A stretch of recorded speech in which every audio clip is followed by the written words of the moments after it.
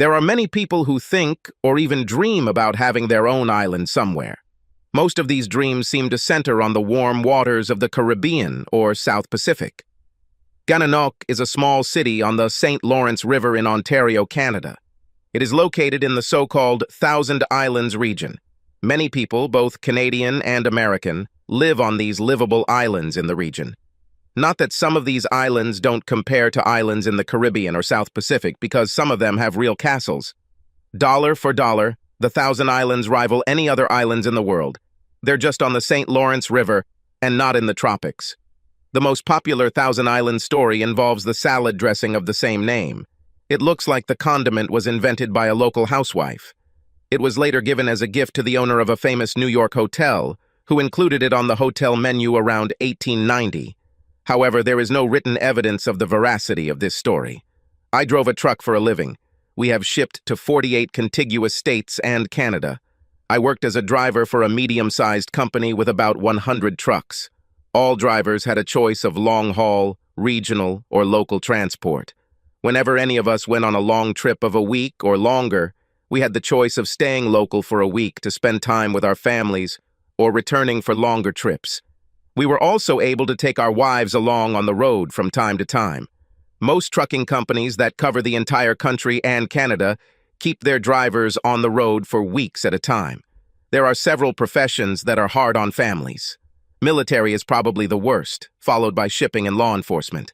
I worked in construction during the summers while in high school, so it was a logical step for me to start working full-time after high school. By the time I was 23, I was a pretty decent carpenter.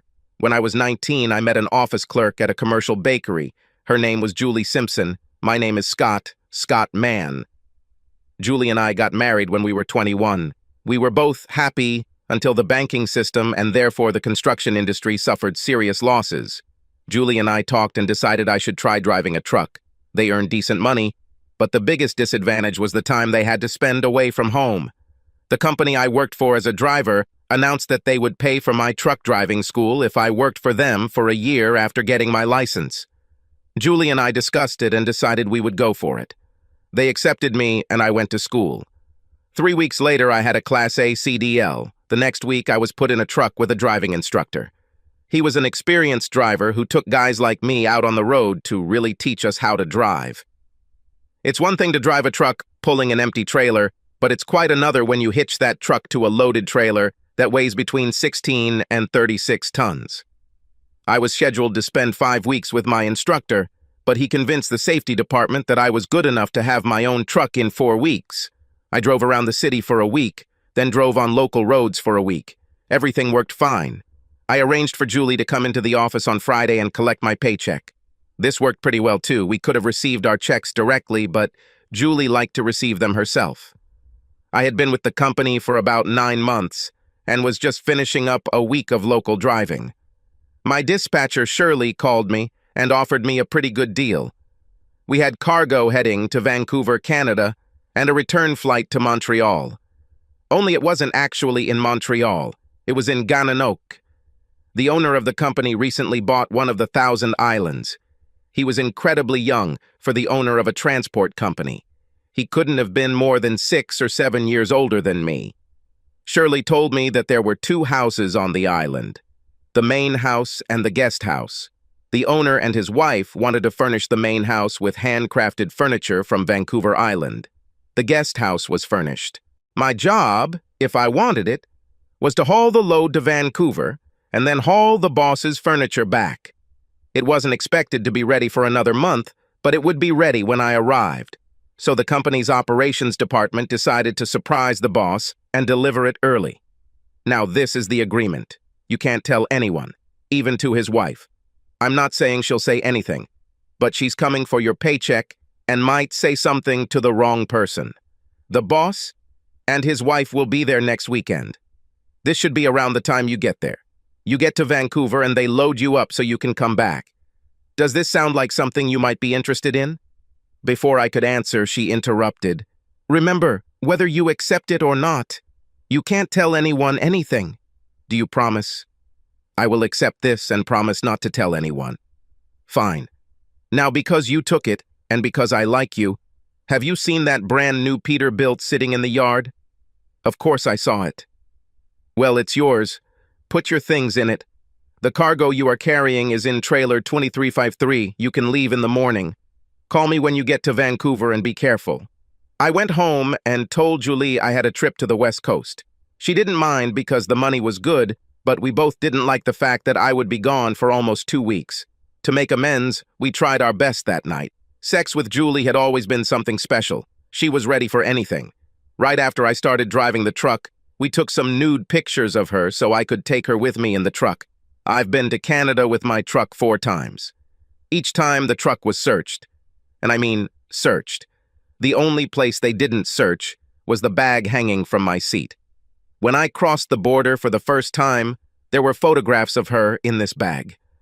After that, I left the photos at home when I found out I was going to Canada.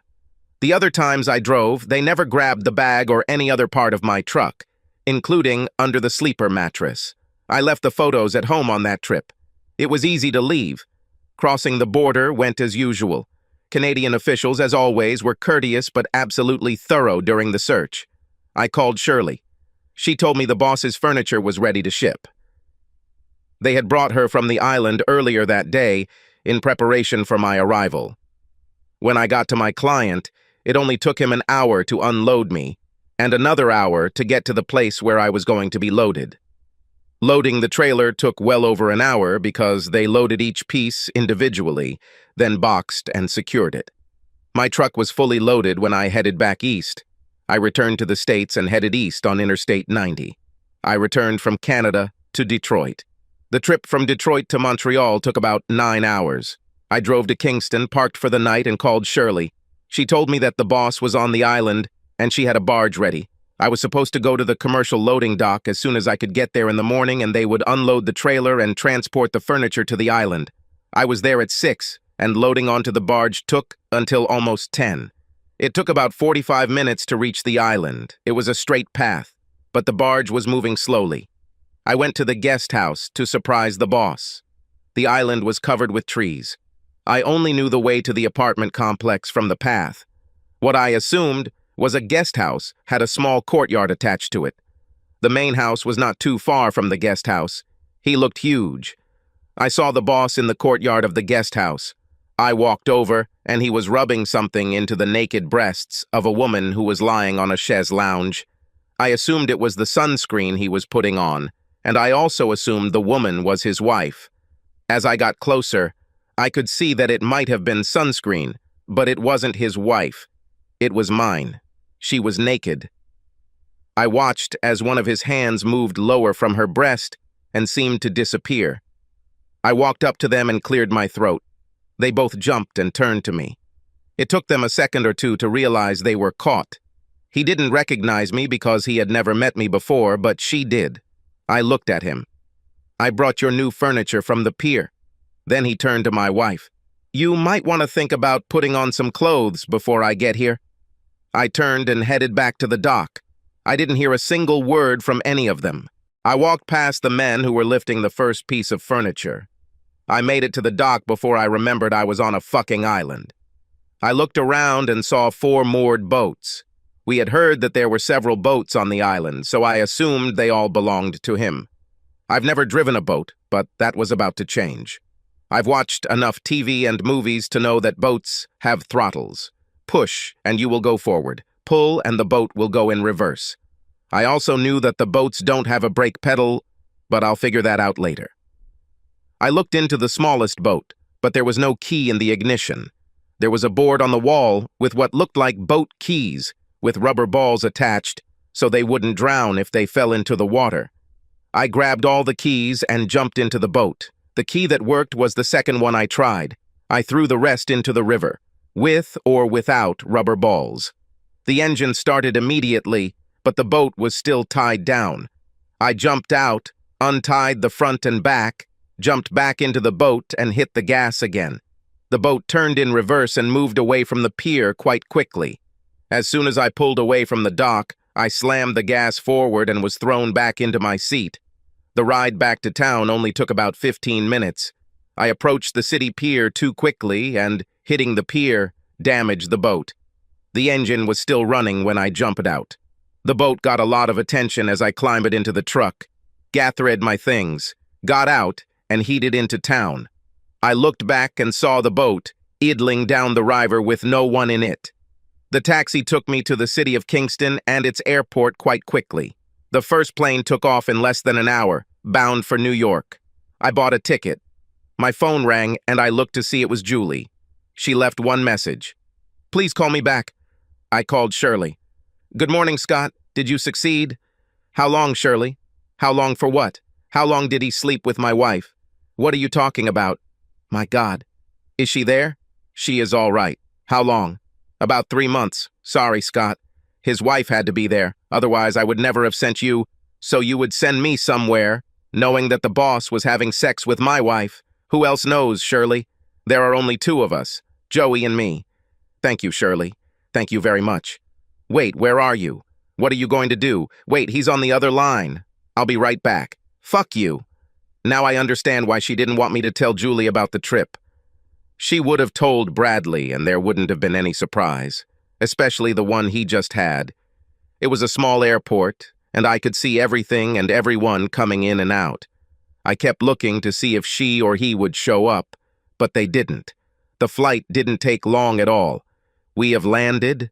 I rented a car and drove 4 hours home. She wasn't there. I couldn't stop thinking about what I was going to do the whole way home. My phone rang again, and she left another message. "Scott, if you're home, I'm on my way. Please don't do anything until I arrive and we can talk. We've never had sex, Scott. We just played a little. Please believe me." Have they never had sex? Jesus Christ. She honestly couldn't think I was stupid enough to believe it. Could she? At our apartment, I loaded my pickup truck with everything I wanted, walked over to the terminal, and calmly got to work. Shirley and Joey were there. After they saw that it was me, not one of them looked at me. "How much money do you owe me, Shirley?" "Scott, Write me a check for everything the company owes me, now." "Sorry, Scott. Mr. Bradley said not to give you anything until he talks to you." "Shirley, you owe me." "Thank you very much. He said you crashed one of his boats." "What else did he say? Was he bragging about entertaining my wife behind my back? Did you 4 have a good laugh at my expense? Julie came here and told you to keep me off the road as long as possible? Write me a check, Shirley, and I won't destroy this whole damn office." It only took her a couple of minutes to figure out how much I was owed. She called the accounting department and told them to write me a check. I left and went to the accounting department. They had everything ready for me. I looked at it. I changed my mind. "Transfer to my card, please." "But Scott, deposit directly, now please." I gave them my card number, and they did it. Bradley would not be able to stop the direct deposit payment. Then I went to Bradley's house. One day we were there on a picnic. My wife was probably there for more than just picnics. Mrs. Bradley opened the door. She looked and acted like she was sick. "What can I do for you?" she asked. "My name is Scott Mann, and I used to drive your husband's truck. This morning, I delivered a load of furniture to your island and found your husband massaging my wife's bare breasts with one hand while the other wandered somewhere below the waist. I just thought you might like to know. Have a good day." "Wait a minute, mister.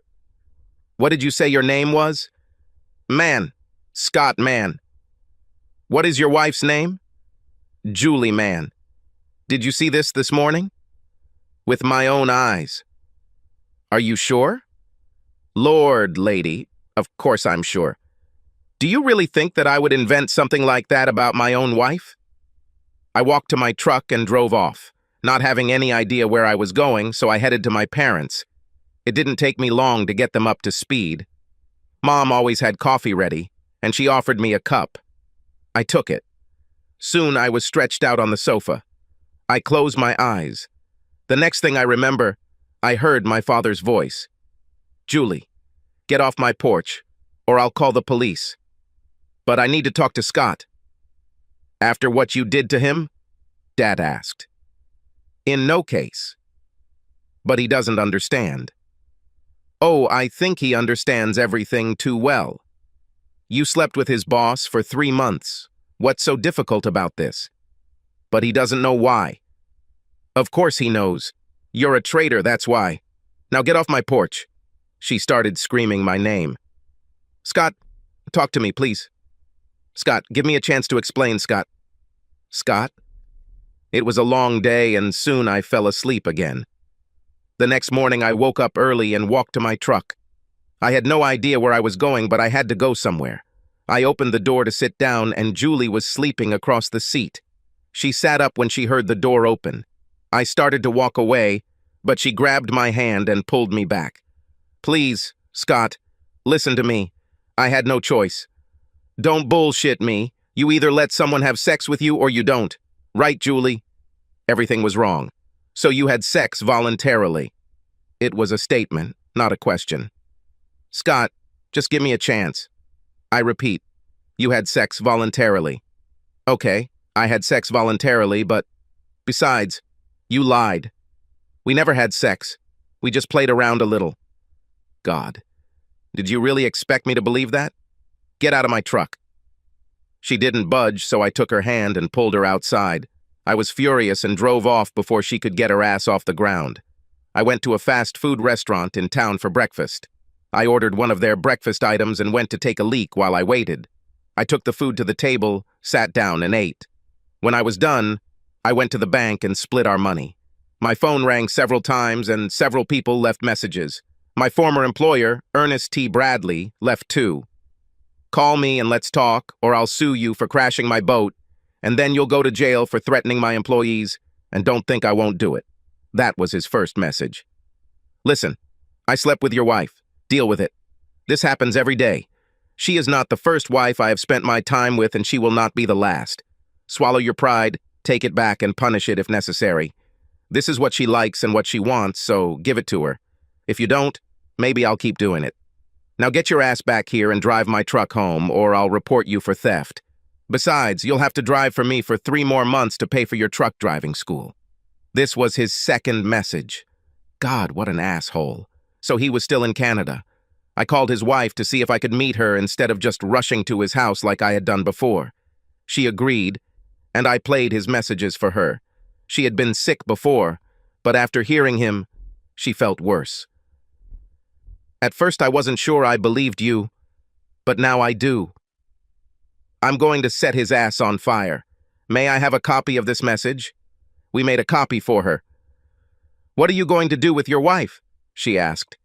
Divorce, of course. I just don't know how to approach this. It's simple, she said. Find a good lawyer and hire him. It sounded so simple. I left her house and returned to my parents. They also asked me what I was going to do. I told them the same thing I told Mrs. Bradley. My father, in turn, told me word for word exactly what she told me. They convinced me. So I started looking for a lawyer.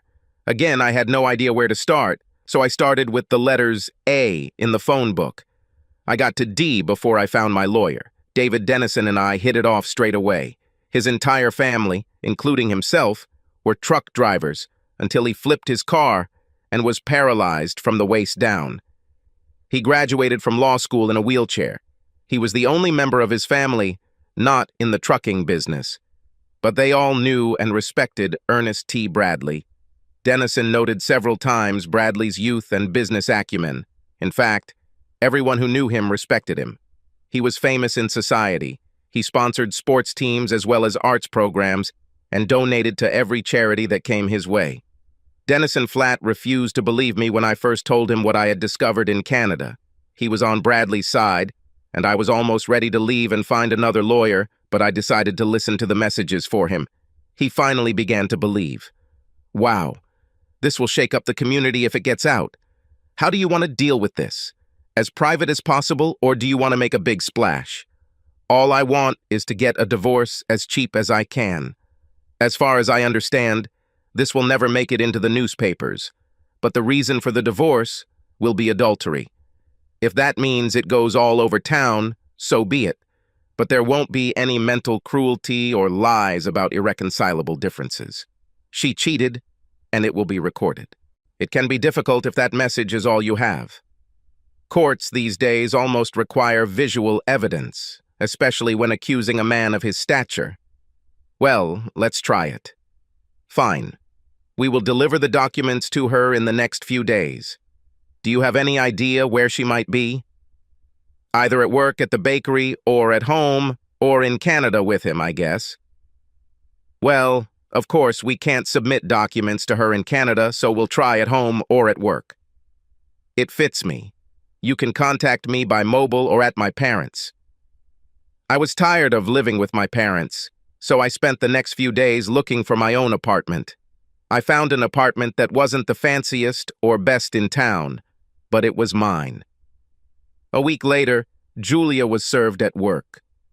My father owned a small welding shop. I never had any interest or inclination towards welding, but that started to change. He convinced me to come work for him, just to get me out of my apartment. Both he and my mother thought I spent too much time indoors. I thought about going to work for another transport company, but I wasn't too enthusiastic about it. So I went to a welding shop. My dad had a pickup truck with portable welding equipment, and basically all he did was fix things. Sometimes a client would ask for something special, and my father would prepare it. Julie tried to talk to me several times, but after she was served, everything went through our lawyers. Our first meeting was about a month after she was served. Her lawyer, of course, tried to get the adultery charge thrown out. I categorically refused. Bradley was named in the divorce petition, and Julie desperately didn't want his name to appear anywhere near the divorce suit for adultery. This could ruin his reputation in society. "He doesn't deserve it," she objected. I exploded. "Are you serious? He is a wife-stealing slug and should be told to the public." Julie intervened. "If you had treated your wife better, they wouldn't have been able to steal her." This led to a quarrel between us, which could only be stopped by placing us in separate rooms. After we cooled down and were back in the same room, she again tried to get me to remove his name. "I'm not going to do this, so forget about it. Why are you trying so hard to protect him? Are you planning to marry him? Are you still sleeping with him?" FYI, he and I are still dating, so yes, I'm still sleeping with him. Her lawyer simply laid his head on the table and groaned, and without lifting it, he spoke. "You just admitted to your husband and 2 bailiffs that you committed adultery. This is probably the worst thing you could do." "At this point, I don't care," she said. Then to me, "Answering your other question. Yes, I'm going to marry him, as soon as he gets divorced." "So you think he loves you?" I asked. "Certainly." I put my phone on the table and scrolled through his message to her. "That's not what he meant. He just drove you crazy." I laughed as Mr. Dennison took an envelope from his briefcase and slid it across the table to Julie. Her lawyer intercepted the envelope, opened it, and took out the contents. He read the attached note, then looked through the photos one by one. He gave the package to Julie. She looked at the photos first, then read the note. "Mr. Mann, this may help you with your divorce. The first 5 pictures were taken on the island 3 weeks ago. The woman is his hairdresser's wife. She left her husband to spend the weekend with my husband. The following 6 were made at our house last week. I was out of town with my parents. He picked up this woman at a bar. I have no idea if she's married and I don't care. I don't know her name, and I doubt my husband knows either. She was just another asshole, just like your wife. It was signed Cynthia. All of the photos showed Bradley and the 2 women either in various stages of undress or in various sexual positions. There was no doubt that they had sex. Julie pushed the photographs back across the table, stood up, and left the room. I never saw her again until we met in court. We shared everything. She got half our money, her jewelry, china, silverware, and her clothes. She stayed in our apartment. In society, Bradley very quickly fell out of favor. His reputation was destroyed, and the 3 sports teams he sponsored went out of business. Cynthia received half of all the assets they had, which meant she owned half of the moving company and their home. He only got an island in Canada because she didn't want it. He sent my lawyer a bill for truck driving school, accusing me of leaving my job before fulfilling the terms of our contract. Mr. Dennison immediately sent him a letter asking him to kiss our asses. Cynthia called to tell me to ignore the letter and asked if I wanted to go back to work as an operations manager for a trucking company. I gave in to temptation, but refused her. Over the next year or so, I discovered that if I put my mind to it, I could make quite a beautiful metal bead thanks to my father's patience and his teaching abilities. I also realized that I enjoy doing this. I dated, but never had a long-term, meaningful relationship. I saw Julie once or twice, and we always said hello to each other. Bradley's trucking business was sold, and I never saw Cynthia again. But I did see Bradley occasionally. I recognized him, but I'm sure he wouldn't recognize me. When I worked for him, I was one of hundreds of drivers, and he only saw us occasionally. While learning to weld, I discovered that I enjoyed working with metal, so in addition to fixing things in the shop and using the truck to do on-site repairs, I began making small items such as weather vanes, small custom gate hinges, and mailbox stands. My father and I rarely worked on weekends, but one Sunday afternoon, I found myself working on a rather ornate weather vane. I was having trouble with its proportions, so I stared at it, hoping a solution would magically appear. I didn't hear the door open or close, but I felt someone's presence, so I looked up. It was Julie. None of us said anything. She stood there for a couple of minutes before pulling up a metal stool and sitting down. "Can we talk?" she asked. "I have nothing to tell you." "Fine. Just listen." She leaned forward. "I don't have a good reason to do what I did. You and I, had a good life. We had enough money, a good apartment, and we loved each other. At least that's what I think. So why, out of the blue, did I decide to sleep with Bradley? The answer is both simple and complex. I could try to blame you and say that you were gone too much, because that was one of the lines he fed me, and after a while I believed it. He also said that you treated me wrong when you were at home, and after a while I believed it too. He said that almost every truck driver found someone to sleep with while they were on the road, and after a while I would imagine you having fun with some waitress at a truck stop or a female truck driver. He also said that truck drivers never made enough money to treat their women right, and after a while I became convinced of this. He was, and probably still is, a smarmy son of a bitch, and I was so trusting. This didn't happen overnight. He worked on me for several months. Shirley then started working on me, telling me how well Bradley could treat me if I let him. She told me that she can monitor your trips, so I never have to worry about you finding out. She also told me that Mrs. Bradley told her that she didn't need sex as often as her husband did, so she allowed him to sleep with select women because it made him a better husband for her. She told me that Mrs. Bradley must have approved of the women he slept with and that she only approved of me because she saw me when I came to collect your checks.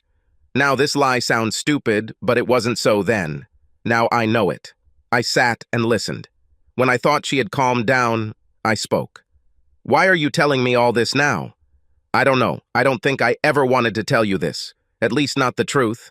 I didn't want you to know how stupid I was. I always thought I'd make up a story where it was all your fault. And I came up with a few jokes, but I could never tell you about any of them. This afternoon, driving past your store, I saw you here and stopped. I had no idea what I was going to say. Just that I was going to say something if you would let me, but what I said turned out to be true. What did you expect to get from this? Just so you know that none of this was your fault. That these were all my own selfish desires and imaginary situations that he created for me. I also wanted you to know that, whether you believe it or not, I never stopped loving you. This is where I think you're lying. I don't think you can truly love someone and lie to them or cheat on them. You did both. You even wanted to marry him, if I remember correctly. Are you still sleeping with him? I can't explain it any better than I already have, and I can't make you believe me, so I won't even try. And no, I'm not dating him. I haven't seen each other since that day in the lawyer's office when I saw those photographs.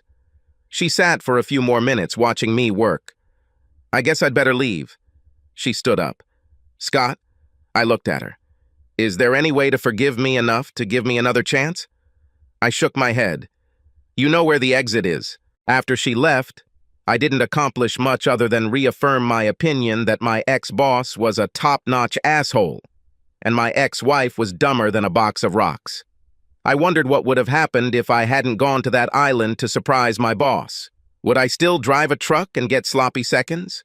I decided that I would rather make weather vanes and go broke. One day we received a flyer for the Renaissance Festival in the mail. I've never heard of the Renaissance Festival. It contained photographs of people participating in jousting tournaments and knights walking around in armor. There were pictures of sellers of armor, swords, knives, costumes, and everything you associate with the Renaissance. It was supposed to be right down the highway in Maryland. And from this flyer, I learned that Maryland has two sports, jousting and lacrosse. I didn't believe that jousting was an official sport in any state, so I looked it up and found that it was true. I decided to go. I spent the whole day there and spent most of the time looking at the sellers' wares and observing the visitors. There was a lot of money floating around the festival circuit, and I realized I could get my share. Several sword and knife makers, as well as gunsmiths, worked on site. I liked the armor and shields. I returned home, did a lot of research, and developed my first shield and sword. I also looked online for Renaissance Festival schedules. I made 5 shields and 7 swords. I took them to the next closest festival I could find. I learned that there were many of them, and they were all over the country. I got there a day early to talk to some of the salespeople. I met one seller who sold what seemed to me to be the highest quality swords and knives. I offered him a deal. I would keep what I had to see if it would sell, and he would get a commission. He hesitated, but agreed. I was planning to spend the night, but there were no rooms available near the festival. This is a sign of how popular they were, so I went home. I rarely trusted strangers, but I had no way of selling them myself. The seller, Teddy Wyckoff, called me Sunday morning and told me that all my items were sold. He sent me a check. I had a new business. In the following weeks, I did even more festival stuff. Teddy wanted 10 swords and 10 shields for the next festival, which was to take place next week. I managed to prepare 4 of each. Meanwhile, I was still helping my father with his business. We received a call asking us to repair our driveway gate. Looks like my daughter's boyfriend drove through the gate instead of waiting for it to open. I was told that alcohol was involved. I walked out and saw a huge gate on the circular driveway. The house outside the gate was huge. I met the owner, Mr. James Jameson. At first, I started turning down jobs because I thought he was too big for us. This gate was almost 3.5 meters high. I decided to try it. All it would cost us is a little time and metal if I messed it up. I spent a good part of the day trying to figure out what tools I would need, then went back to the store to see what we had that I could use. I found a couple of places that I thought might work, so I went back the next day. I had been working for about 2 hours and had actually made some progress when a woman about my age brought me some iced tea. Her name was Hannah, and she lived there. It was her beau who caused the damage. I had my own snacks, but she came out twice with iced tea and stayed to talk each time. It took 2 days of bending, twisting, straightening, and welding, but I fixed the gate. Hannah was there the second day with drinks and a sense of humor. I enjoyed her company. Around the same time, I became interested in armor. They seemed to be popular at festivals, and I was curious about how to make them.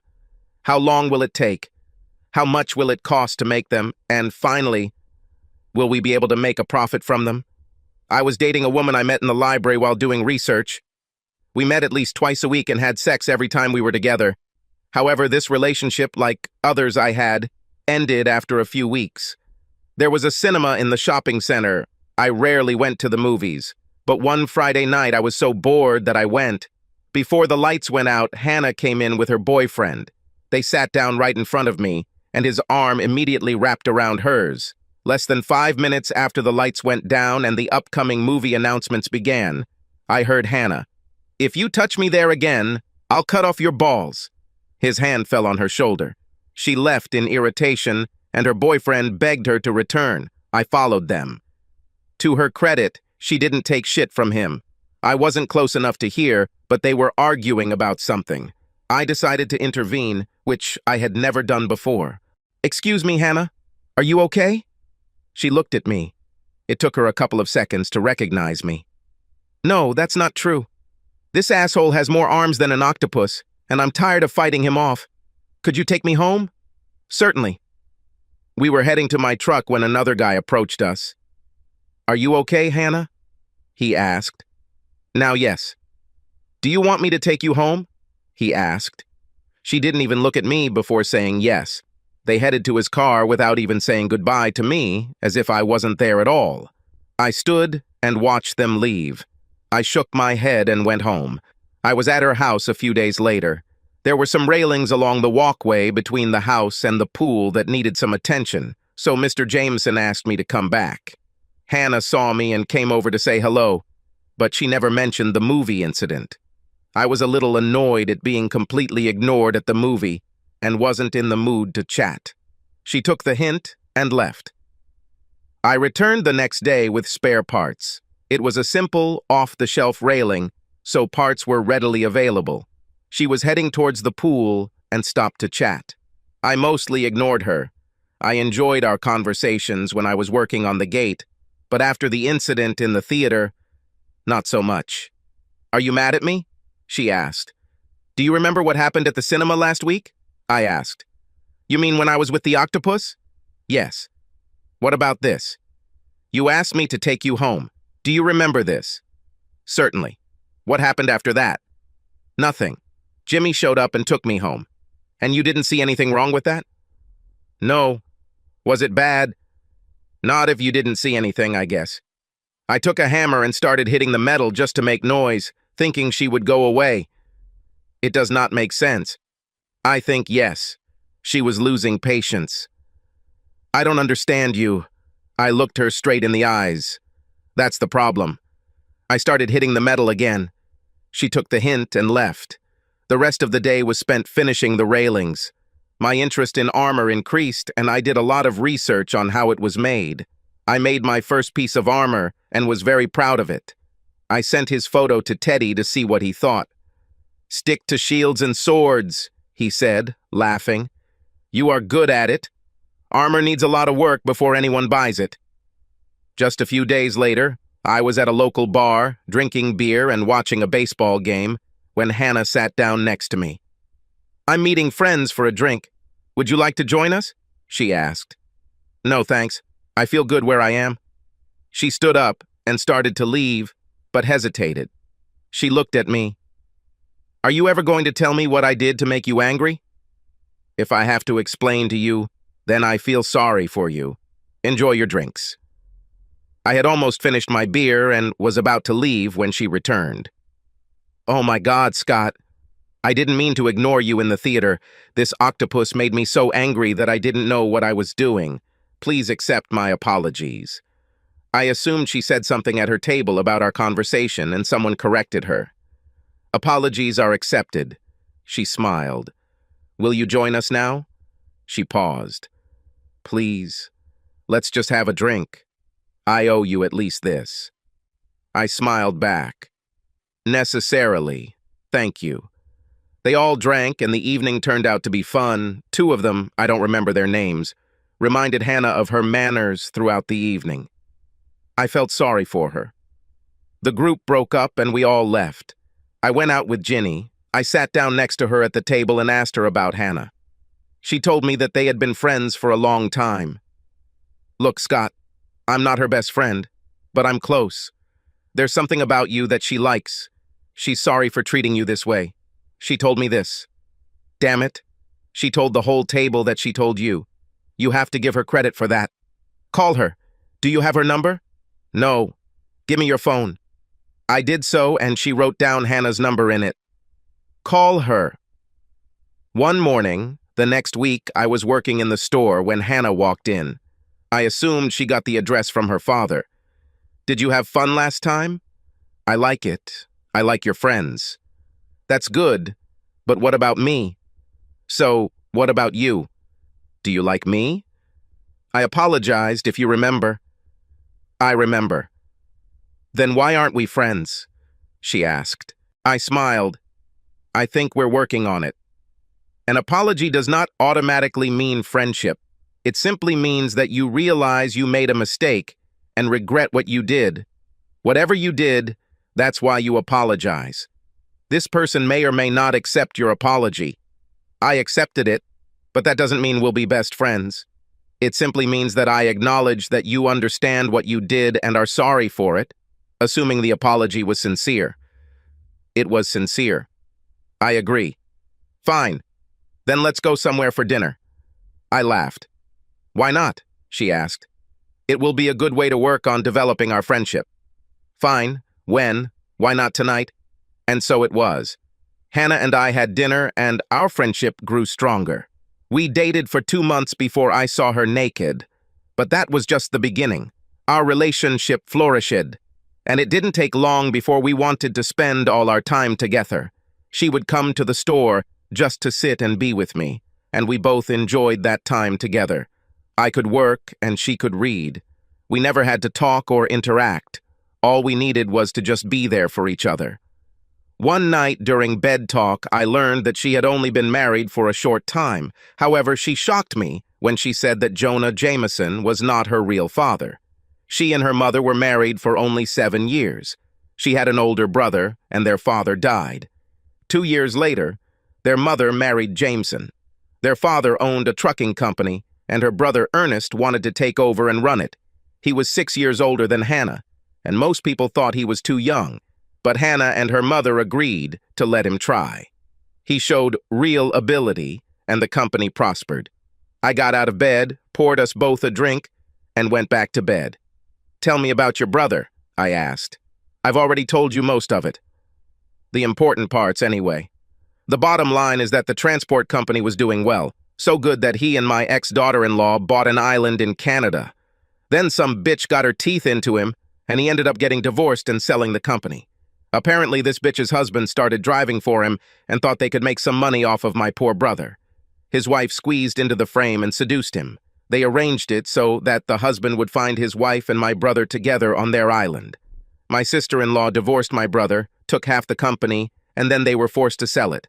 What a pair of fucking thieves. I finished my drink in one gulp. How much did they extort from him? I asked.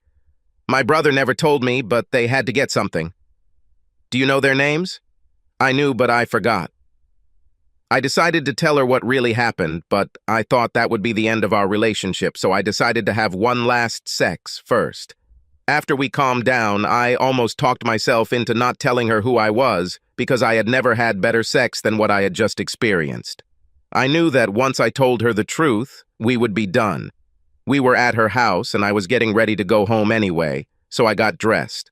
I sat on the edge of her bed, putting on my socks and shoes. The time has come, and I started. Let's go back to the story of your brother's divorce. Was what you told me the official story or his version? He told me, so that was the official version. Why do you ask? Because everything happened completely wrong? What do you mean? So I told her the real story. About halfway through, she jumped out of bed, still naked, and just watched.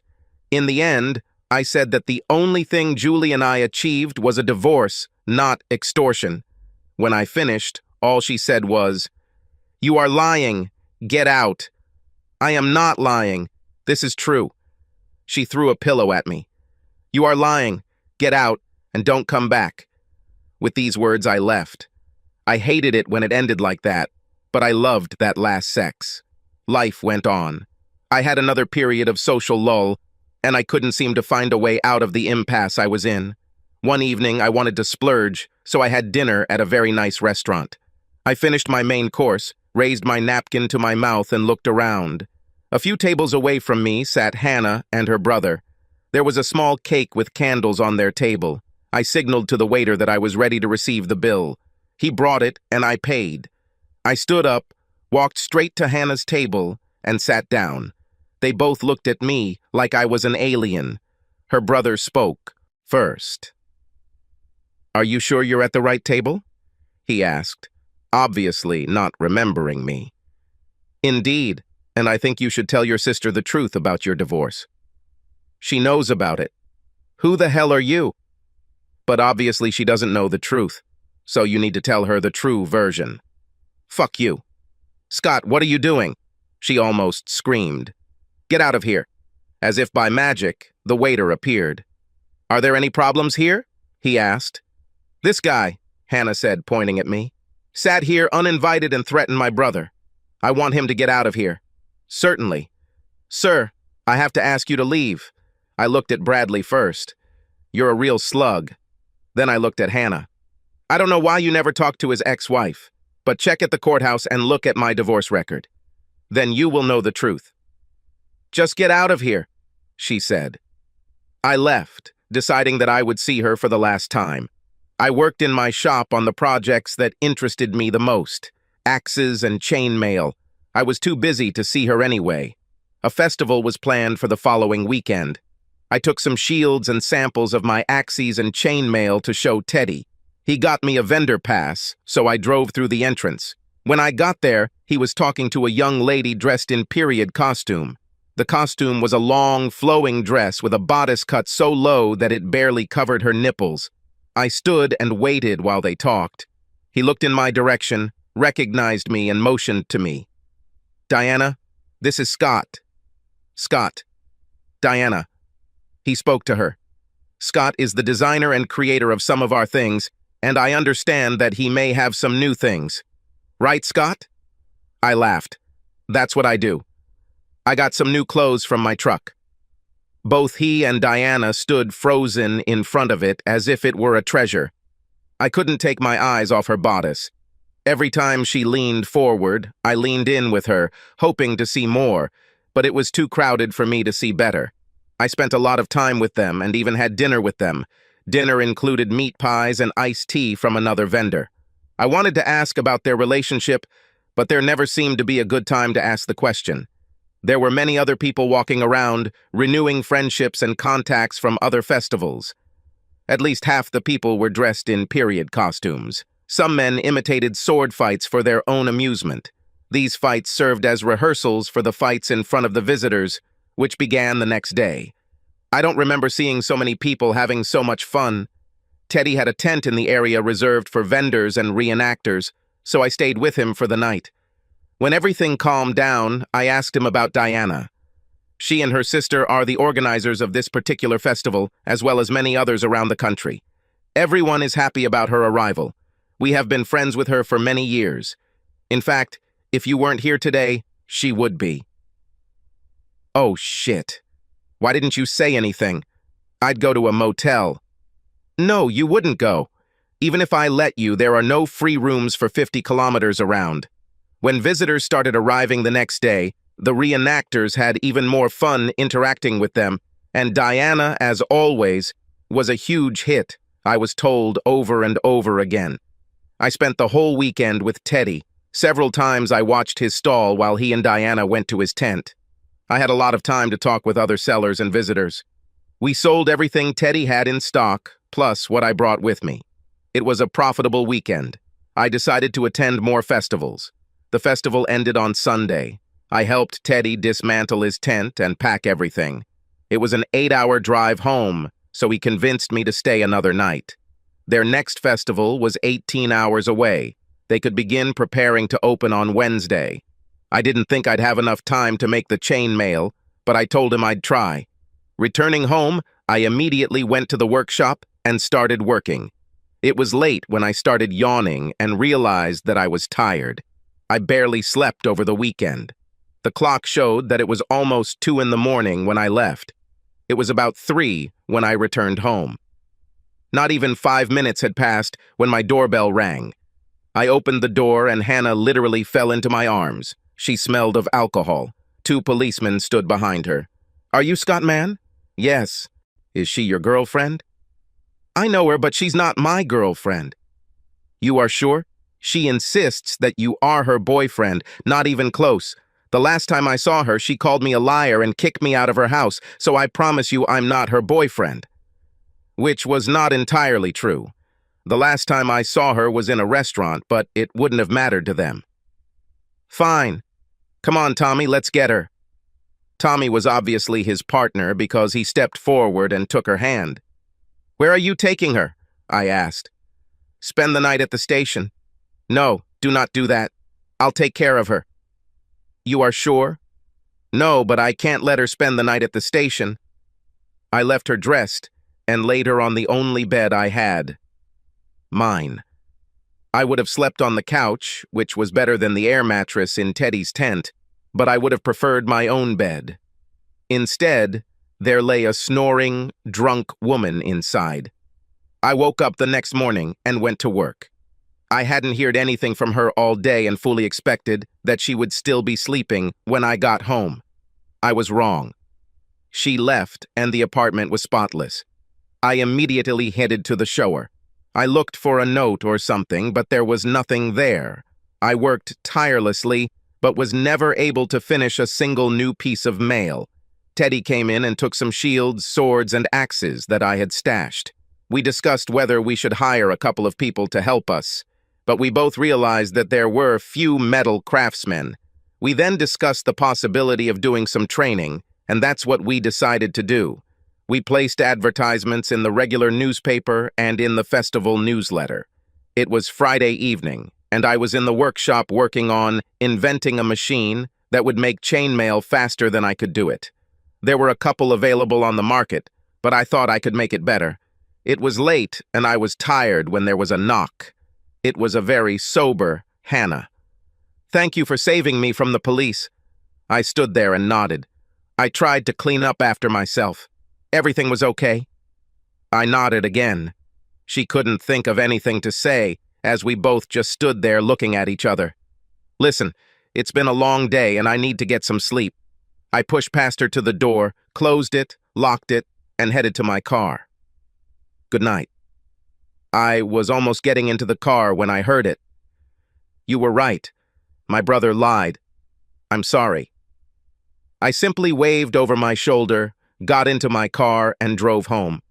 The armor fascinated me. After Teddy criticized the first armor I made, I did a lot of research and made another armor that I used as a model for others. They were labor-intensive, time-consuming, and very challenging, but I loved the challenge. I felt ready to debut with him. I took it to the next festival, and Teddy loved it. We could have sold it several times, but we wanted to use it as a sample of my work. People looked at it, commented, and if they wanted to buy something for themselves, we talked about any changes they wanted to make to their order. My festival life was good and profitable. I bought a trailer and transported my instruments and supplies so I could move from festival to festival. I worked on my products. Sometimes I worked at a stand in front of visitors, sometimes in the private supplier area. I was talking to my father one evening between festivals and expressed surprise at how Renaissance metalwork could be such a success. Who knew that so many people were interested in armor and could afford it? These things weren't cheap. Festival season ended, and I started dating a girl I met at our local car dealership. I was thinking about buying a new truck. My dad's welding truck was old, so I thought we'd install some welding equipment on my truck, sell the old one, and I'd maybe buy a newer, bigger one. She was servicing her car while I admired the new truck sitting outside the showroom. We struck up a conversation and ended up exchanging phone numbers. A week later, we had our first date, then the second, and so on. One evening, I took her home, and she invited me in. We had our second drink, and I sat on her sofa. She stood in front of me and began to unbutton her blouse. "Do you have any objections if I make myself more comfortable?" she asked. "No, if you don't mind me watching and enjoying it," I replied. She grinned. "That's the whole point of the action. I undress while you watch, then you undress while I watch. Then we have sex, hoping it won't end too quickly. Looks like you have everything planned out." "Oh yeah." Her blouse was off and her skirt was about to fall to the floor. I reached for the waistband of her panties, but she pushed my hands away.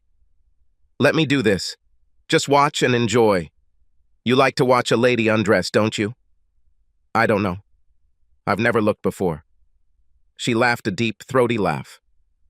"I hope you have better sex than you lie." Her braid flew off and landed on top of her skirt. "You're pretty confident, aren't you?" "Oh, yes," she said. "It's your turn." I started to unbutton my shirt. "Slow down, Tiger. We have the whole night ahead of us. Let me enjoy watching." I slowed down and she licked her lips. I kicked off my shoes and unbuckled my belt. Then he unzipped his trousers. As I began to pull my pants down my legs, she placed her hands on my hands and knelt down, following my pants to the floor. She stopped when she was on her knees. I looked down and saw her hands resting on her hips. She looked up at me. "What's next? T-shirt or shorts?" she asked. "What do you prefer?" "T-shirt. Save the best for last." I took off my t-shirt and threw it on the floor. She picked it up and brought it to her nose. "God, I love the smell of men," she said. I left for my home around 3 in the morning. The whole way home I was comparing her to Hannah and the last time she and I had sex, and couldn't decide who was better. This relationship lasted a good 4 months before we broke up. My phone reminded me that I'd been ignoring him all evening and there were messages for me. 3 from Hannah. "Scott, please call me when you receive this message. I don't care what time it is. Please." I took her word for it. She answered after 2 rings. "Hello, Scott." Her voice was a little tipsy. "I woke you up?" "I think I dozed off. I tried to stay awake waiting for your call." "Fine." I called. "What's so important?" "I wanted you to know that my brother lied about his divorce. You were right, and I'm sorry." "You already apologized for that. Is there anything else?" "Yes." There was a pause.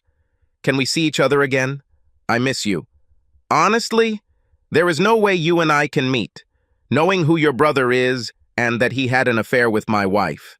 If we were serious about each other, we would inevitably clash with him, and I would always feel uncomfortable. I'm not going to put myself through that test." I could tell she was crying. "I knew you were going to say it, but I hoped you wouldn't say it." Goodbye, Scott. Renaissance festivals were in full swing again. I negotiated my passes, bought a tent and some camping gear, and hit the road. I spent most of my time helping Teddy at his stand. When I wasn't doing that, I was working on creating new things to sell. My armor improved significantly during the off-season, and at every festival we sold at least 1 piece of armor. We could have sold more, but it took a hell of a lot of time to make each one. 2 days after we closed one of the festivals, Teddy called and asked if I could work at his booth at the next one. I told him yes. He was close to the festival site, so he brought his trailer with everything I would need. I fully loaded my truck and left my trailer at home. I took his trailer. I worked at 3 festivals in a row and even made several billboards in front of visitors. I was also able to work with my chainmail machine, and by the 3rd festival, I was demonstrating that too. The next festival I was planning to attend was near Philadelphia and would last 11 days. It was one of the largest in the country. They usually lasted from Thursday to Sunday, but this one started on Thursday, continued through the weekend, the next week, and the weekend after. I spent 2 weeks at home working on the material for it, and mainly on the armor. My father became an expert in shields, axes, and swords. I worked late every night. Late one night, my doorbell rang. I opened it, and a very drunk Hannah fell into my arms. "Is this your girlfriend?" asked one of the 2 policemen who were with her. "If it keeps her off camera tonight, I guess so." I half-carried, half-dragged her to my bedroom and just threw her on the bed. I showered, shaved, put on pajamas, and took my clothes for the next day in case she repeated her behavior and puked all over. The next morning I looked in on Hannah, who was still sleeping. I was trying to decide whether to stay and try to talk to her or just forget about it. I went to work. That evening when I returned home, the house was perfect again. She even cleaned my kitchen. In the bathroom, my toothbrush and toothpaste weren't where they usually were, so I put them where they were supposed to be. The toothbrush was wet, as was the washcloth on the sink. I took the enchilada out of the freezer and put it in the microwave. I had dinner, but never tried it. The next morning, I left for a festival in Philadelphia. I took with me all the material that I had for shields and chainmail. I planned to do a lot of demonstrations. The first day was amazing, and things got even better from there. On the first Sunday, a crowd of spectators watched me almost all day. Teddy and I were both exhausted when the festival closed for the day. Evenings in the vendor area have always been the hub of the party scene. There they cooked food, played music, drank alcohol, rehearsed sword fights, repaired or tried on armor, looked after horses, and had sex. It wasn't unusual to walk past a tent and hear the sounds of sex, or to walk past a camper or camper van and watch it rock. I sat outside my tent after things had calmed down and thought how nice it would be if I had someone in my tent to snuggle with. Hannah was probably free, but I just couldn't bring myself to call her. Monday's crowds were hardly crowded, but foot traffic was steady. No attendance records were broken that day. It was the middle of the day, and I was demonstrating how tedious it is to assemble chainmail.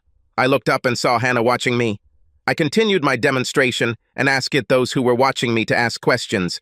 There were none, and people simply dispersed. Hannah was standing there. "Do you like doing this?" she asked. "Yes, I like it," I replied. "You're doing well." She walked away and disappeared into the crowd. I never saw her until the end of the show. My parents arrived on Wednesday and brought more shields and axes. I showed them around, and they didn't seem happy with what I was doing. I showed them where the vendors were staying, and especially my mother, who hated setting up my tent. The rest of the week and weekend went very well. Both Teddy and I were pleased. When I returned home, I took the day off. When I went to the store, my father was working on chainmail for me. I started telling him about my plans for a larger motorhome and trailer. The door opened and Hannah entered. "This festival was fun. A few of my friends and I are going to the next one, which is not far from here," she said. "We even thought about going in armor." "It should be fun," I answered evasively. "Will you be there?" "Probably." My father and I continued to work and did not look at her. "Can I go with you?" "Not very practical, because I will be there from Wednesday to Sunday." "Everything is fine. We can get a motel room." "Hardly. They sell out of everything months in advance." "Where do you sleep?" "In a tent." "Sounds funny. Maybe we could share." "This is a small tent. Little ones can be funny." My father looked at me, grinned, and left. "Look," she said, "you will never allow yourself to forget that my brother slept with your wife, which means that you and I will never have a long-term relationship." She looked around to see where my father was.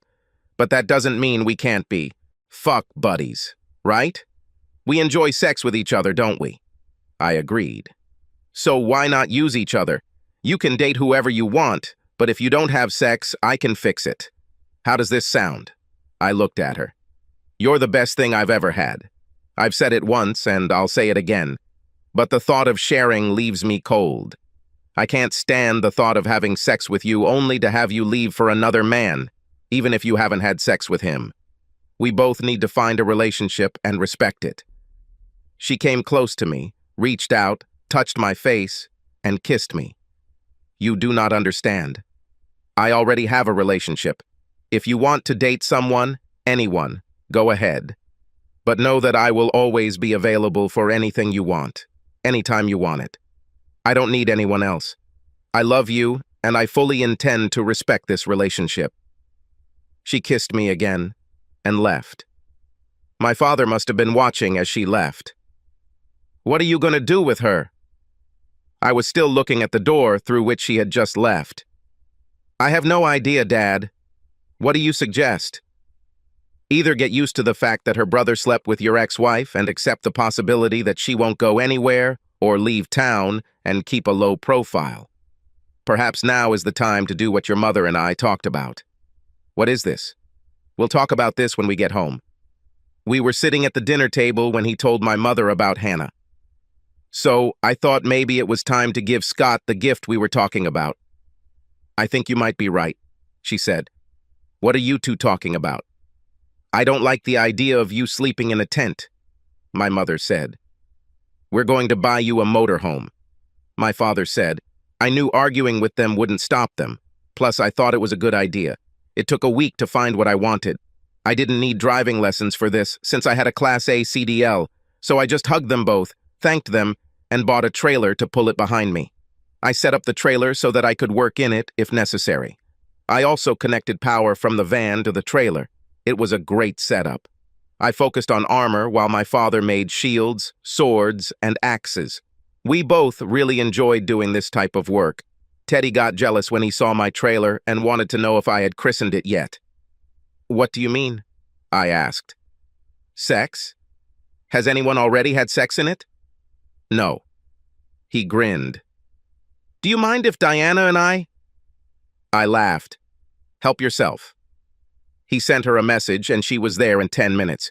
He grabbed her hand and they started walking. They held hands and laughed when they returned. "We want you to be the first to know," he said. "Diana and I are going to get married." She hugged me. "It was your van that drove him crazy," she said. "Thank you. I didn't see much of any of them that weekend, but my van smelled like perfume and stuff. I was home for a week and Hannah saw the van and stopped. I had been going through a long dry spell and knew I could get her into bed, so I showed her around, and she was suitably impressed. "This is much more than a tent," she said. "Yes, that's true," I said. "This is a double bed, isn't it?" she asked. "Yes. And a big closet." "Of course I have, Bum. Looks like this shower room can fit too." "They probably can." We were in the living room of the van, and she came up to me. "Has he already been christened?" "What do you mean?"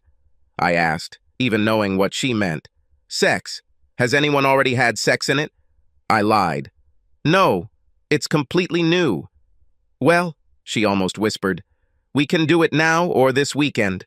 We were in my parents' yard, so the now she was talking about was impossible." "What do you mean this weekend?" I asked. "We will have enough time after the festival closes in the evening. We can do it then." "Sorry, but this is in Southern Virginia. Even if I said yes, it's too long a trip for you." "You're right," she said. "So I'll just go with you." "Didn't you hear what I just said?" She started tugging at my shirt, pulling me towards her. "Scott, you admitted that I'm the best ass you've ever had, and you're the best I've ever had. Besides, I'm in love with you, and I know you like me more than a little. I think we should just have sex whenever we can. Also, I have a dress that I think would be perfect for the festival. Everyone will love it." She kissed me, softly and tenderly, as if she was in love with me. "Especially you." "I'm leaving here on Tuesday at 5 in the morning." "I won't wait for you," I said meekly. She kissed me again. "You don't have to." She was right. She unpacked her clothes, stocked the kitchen, and by midnight, Monday was in bed in the van. Right after I got behind the wheel on Tuesday morning, she came and sat in the passenger seat, wearing only a dressing gown. I know because she kept glaring at me every time I looked her way. She met Diana, and they were both wearing low-cut dresses that showed their boobs. I couldn't wait for the work day to end.